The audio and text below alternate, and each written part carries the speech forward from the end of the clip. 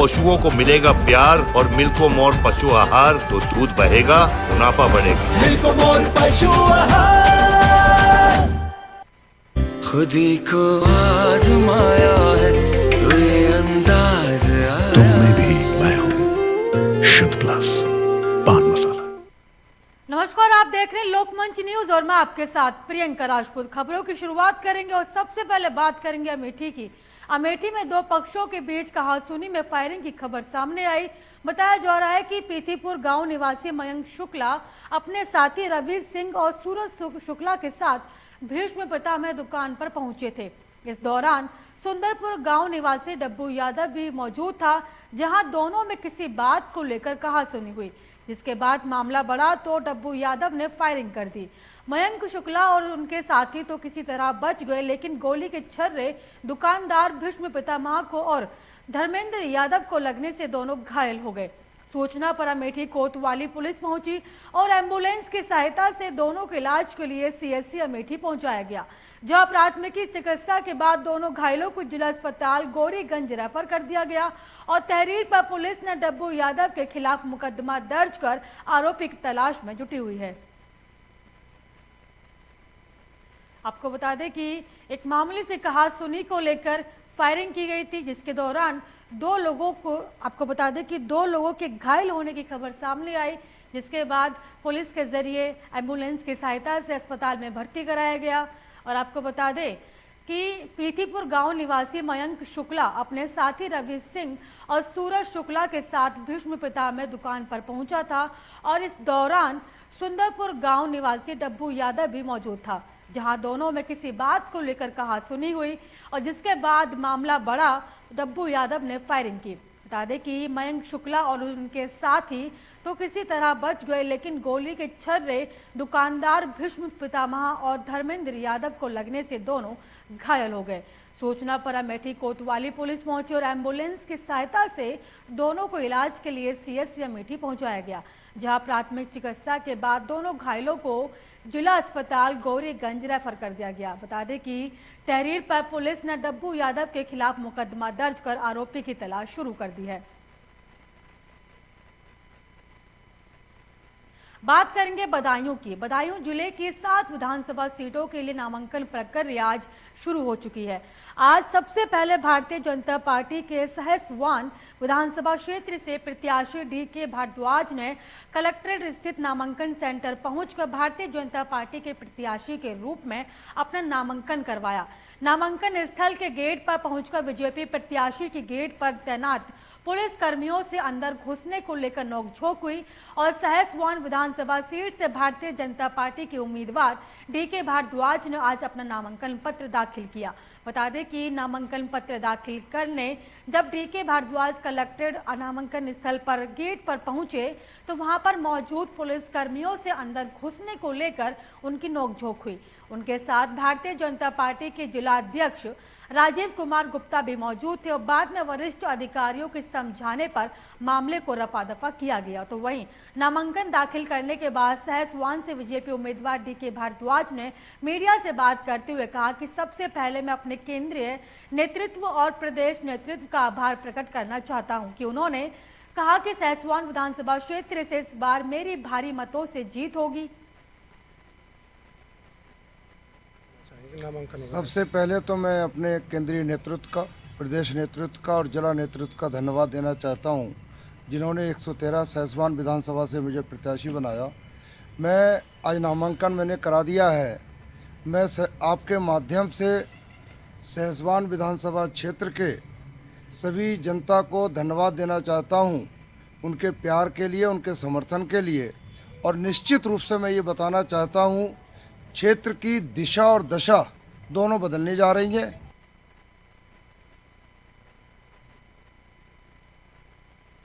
Samajwadi party के प्रदेश उपाध्यक्ष सुरेंद्र कुमार श्रीवास्तव आज बस्ती मीडिया पहुंचे, जहां पर मीडिया से मुखातिब होते हुए उन्होंने कहा कि कायस्थ समाज को पहली बार किसी पार्टी ने इतना सम्मान दिया। बता दें कि कायस्थ समाज से मुंह सपाब ने प्रदेश उपाध्यक्ष जैसा बड़ा पद दिया, जो आज तक किसी पार्टी ने नहीं किया। आपको बता दें कि कायस्थ समाज को किसी भी पार्टी ने सम्मान नहीं दिया और कायस्थ समाज को पूरे प्रदेश में जगाने का प्रयास किया जा रहा है। सपा ने जितना बड़ा पद पार्टी में कायस्थ समाज को दिया, किसी पार्टी ने नहीं दिया। बता दें कि इसके अलावा उन्होंने कहा कि आज महंगाई चरम पर है, बेरोजगारी है, कर्मचारियों की पेंशन की बहाली की बात है और सपा की सरकार बनते ही सारी समस्याओं का समाधान किया जाएगा। बीजेपी सिर्फ हिंदू मुस्लिम करती और इनके पास कोई और मुद्दा नहीं है।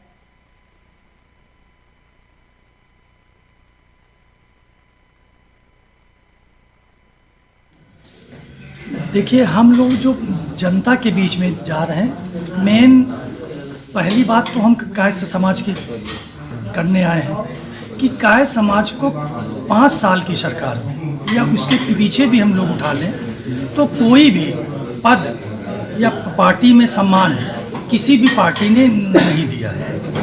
तो इसलिए हम लोग अब की कायस्थ समाज पूरा यूपी में जाके सबको जगाने का प्रयास हो रहा है कि अब की हम लोग समाजवादी सरकार को बनाने में पूरा योगदान करें और राष्ट्रीय अध्यक्ष जी ने जो सम्मान के रूप में हमें प्रदेश का उपाध्यक्ष बना के जो सम्मान किया है। यूपी विधानसभा चुनाव के दूसरे चरण के नामांकन की प्रक्रिया शुरू हो चुकी है और जिले की 8 विधानसभा सीटों के नामांकन के लिए कलेक्ट्रेट कैंपस में 8 अलग अलग कक्ष बनाए गए। सभी कक्षों में सीसीटीवी कैमरे लगाए गए और साथ ही सुरक्षा के माकूल इंतजाम किए गए। एक additional SP, 3 CO, 18 SO inspector, एक कंपनी पीएससी और महिला पुलिस कर्मियों को तैनात किया गया और साथ ही कलेक्ट्रेट आने जाने वाले रास्तों पर 4 बैरियर लगाए गए और नामांकन कक्ष में एक प्रत्याशी और 2 प्रस्तावक को अंदर जाने की अनुमति दी गई और साथ ही कोविड नियमों का पालन किया जा रहा है। बता दें कि एडीजी बरेली जोन ने नामांकन स्थल का दौरा किया। प्रक्रिया शुरू है, सुरक्षा के क्या इंतजाम हैं? दूसरे चरण का नामांकन आज शुरुआत हो रही है। जनपद बिजनौर में आज मैंने भ्रमण करके यहाँ की व्यवस्था देखी है। पर्याप्त मात्रा में पुलिस बल लगा दिया गया है। करीब 350 के आसपास की संख्या में पुलिस बल लगे हैं।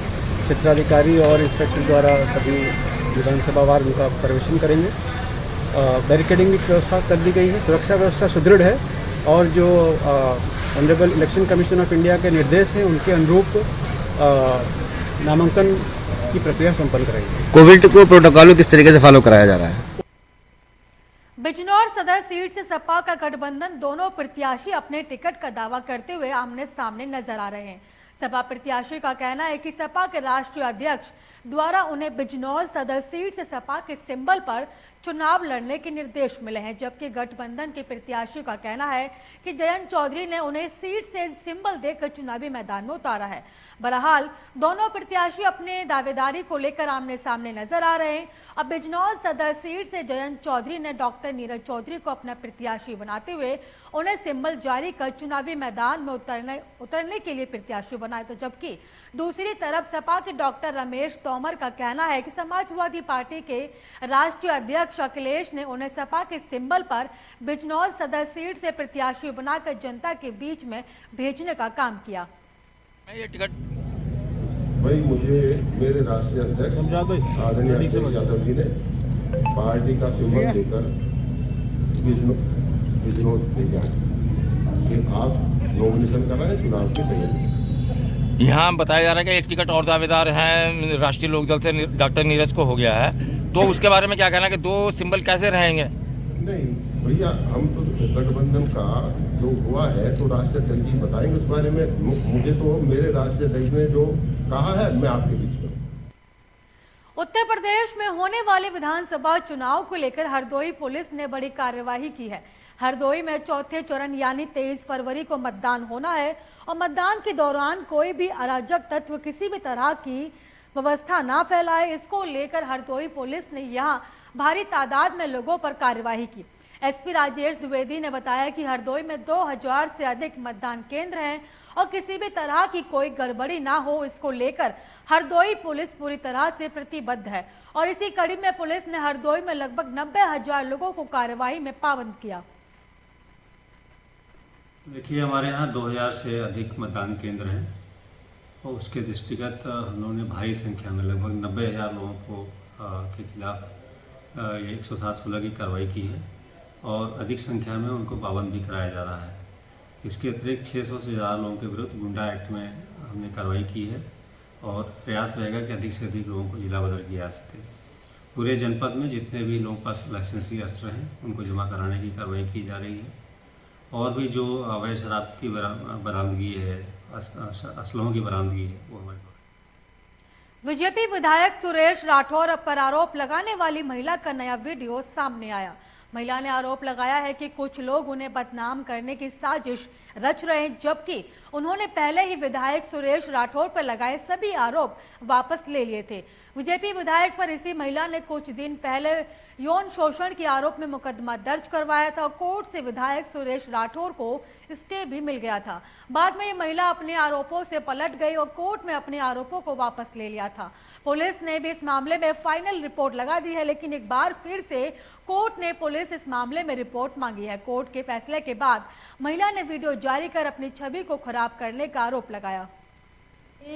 मैंने जब केस वापसी ले लिया तो इसमें ये बार बार वीडियो चलाने की क्या जरूरत पड़ रही है।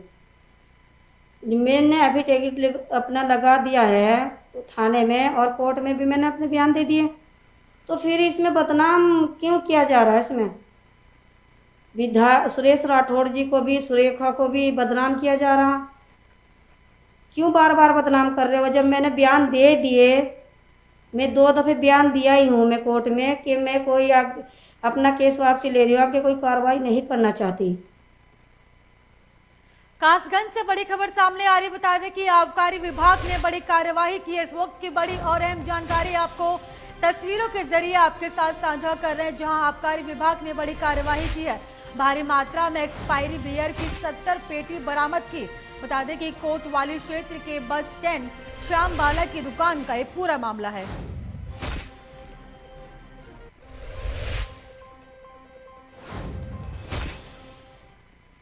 बीती रात कौशाम्बी के परसरा चौराहे के पास दबंगों ने पुलिस की मिली भगत से दलित विधवा महिला की जमीन पर कब्जा कर लिया। पीड़िता ने पुलिस और दबंगों पर जमीन कब्जा करने का आरोप लगाया और रात 10 बजे तक पीड़िता अपने बच्चों को लेकर जमीन पर डटी रही। बता दें कि 100 डायल के बाद पुलिस पहुंची और चौकी इंचार्ज भरवारी को सूचना देने पर पुलिस पहुंची और उसने आश्वासन दिया कि काम नहीं लगेगा तो वह घर चली गई। रात 12 बजे दबंगों ने फिर से निर्माण कर लेंटर डाल लिया और जब पीड़िता फिर वहां गई तो महिला के साथ दबंगों ने मारपीट का गाली गलौज और बदतमीजी की। पीड़िता के विरोध करने पर कट्टा लेकर लोगों ने महिला को जान से मारने की धमकी दी। गांव के ही घनश्याम और 15-20 लोग रात में मौजूद थे, लेकिन पुलिस ने उन पर कोई कार्यवाही नहीं की। सर, मेरी ज़मीन परसरा चौराहे पे रकबा 606 है और घनश्याम ये एक निर्माण कर रहा है घनश्याम। तो मैंने 100 नंबर डायल किया और उसके बाद फिर वो लोग आए, काम बंद करवा दिया गया है। 100 नंबर आई, काम बंद करवा दिया गया है और उसके बाद दोनों पक्षों को बुलाया गया है चौकी कि चलिए चौकी में जो भी हो अपना वहीं वो करिए। तो हम लोग चौकी गए, वो चौकी नहीं गए हैं। तो वो लोग चौकी इंचार्ज 2 कांस्टेबल को भेजा गया है, फिर उन्होंने आके बंद करवा दिया काम। और फिर कल 20 तारीख को रात 9 बजे इन्होंने फिर से काम चालू कर दिया गया है। खबरों में आगे बढ़ेंगे और बात करेंगे लालकुआ की। लालकुआ विधानसभा चुनाव के लिए नामांकन के पहले दिन आज बीजेपी, आपको बता दें, माफी चाहेंगे, भाकपा माले प्रत्याशी बहादुर सिंह जग्गी ने नामांकन किया। नामांकन के दौरान तहसील परिसर में सुरक्षा के पुख्ता इंतजाम रहे। परिसर में भारी पुलिस बल तैनात रहा। वहीं तहसील गेट पर हर आने जाने वाले व्यक्ति की कोविड बचाव को लेकर थर्मल स्क्रीन की गई और लोगों के हाथों को सैनिटाइज भी किया गया। इधर प्रशासन ने प्रत्याशियों के साथ उनके 2 प्रस्तावकों को अंदर जाने की अनुमति दी। वहीं कोविड नियमों का पालन करते हुए अपना नामांकन करने के बाद भाकपा माले प्रत्याशी बहादुर सिंह जग्गी ने कहा कि लालकुआ की जनता बदलाव चाहती है। उन्होंने ये भी कहा कि भाकपा माले हमेशा जनता की लड़ाई लड़ती आ रही है और उन्होंने ये भी कहा कि इस चुनाव में किसानों की लड़ाई होगी। नामांकन किया है वो चुनाव आयोग के गाइडलाइन के अनुसार हमने नामांकन यहाँ पर किया और कोविड नियमों का पालन करते हुए और 51 वर्षों से जनसंघर्षों में 1971 से लेकर अब तक लाल झंडे के तहत जनता के सवालों को लेकर इस विधानसभा और तराई भाबर पहाड़ के और ख़ासकर इस विधानसभा के जो है भूमिहीनों, किसानों, मजदूरों, बेरोजगारों, तमाम नौजवानों, मेहनत कशों की लड़ाई को 51 वर्षों से लाल झंडे के नेतृत्व में लड़ा है। नानक मत्ता में वरिष्ठ संघ कार्यकर्ता और भाकपा से नानक मत्ता सीट से विधानसभा के प्रवाल दावेदारों श्रीपाल राणा ने नानक मत्ता विधानसभा चुनाव में टिकट न मिलने से नाराज हुए बीजेपी को बाय बाय बोलते हुए निर्दलीय चुनाव लड़ने का फैसला लिया है। श्रीपाल राणा उधम सिंह नगर में संघ के कद्दावर नेताओं में से एक माने जाते हैं और संघ और बीजेपी ने नानक मत्ता से उन्हें प्रत्याशी बनाने का वादा किया था, जिसके तहत उन्होंने संघ के पदों से इस्तीफा दे दिया और नानक मत्ता विधानसभा में प्रचार प्रसार पर जुट गए। नानक मत्ता विधानसभा थारू जनजातीय आरक्षित सीट है और यहाँ पिछले 2 बार से बीजेपी के ही प्रेम सिंह राणा विधायक रहे हैं। देखिए, संघ की दृष्टि से मैं संघ का कार्यकर्ता था और मेरी इच्छा थी, हर व्यक्ति की, हर मनुष्य की अपनी इच्छा होती है, महत्वाकांक्षा होती है। मैं प्रारंभ से ही संघ के माध्यम से, सेवा प्रकल्प संस्थान के माध्यम से निस्वार्थ भाव से समाज की सेवा करता आया। मेरी इच्छा जागी, मैंने संगठन से कहा और संगठन से दायित्व मुक्त होकर और मैंने दावेदारी की। अब बात करेंगे रुड़की की मंगलौर विधानसभा से बीजेपी आलाकमान ने दिनेश पवार को टिकट देने के बाद अब बीजेपी कार्यकर्ताओं के खेमे में हलचल मचा दी है।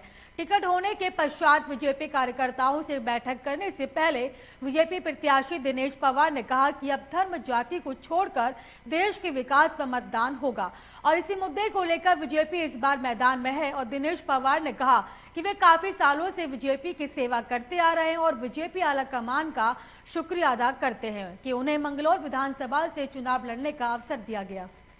किस तरह से लोगों को कन्विंस करेंगे और कितने लोग आपको मत करेंगे इसका? सबसे पहले तो आपके माध्यम से मैं भारतीय जनता पार्टी के केंद्रीय नेतृत्व और प्रदेश नेतृत्व का धन्यवाद देना चाहता हूं कि उन्होंने मेरे पर विश्वास जताया है यहाँ पर प्रत्याशी घोषित करके और एक मैसेज दिया है कि ये मंगलौर विधानसभा का चुनाव कोई व्यक्तिगत चुनाव नहीं है, ये एक पार्टीगत चुनाव है, नीतिगत चुनाव है। ये भारतीय जनता पार्टी, बहुजन समाज पार्टी और कांग्रेस के बीच का चुनाव है, किसी व्यक्ति विशेष का कोई चुनाव नहीं है। फिलहाल मुझे दीजिए इजाजत और देखते रहिए लोकमंच न्यूज।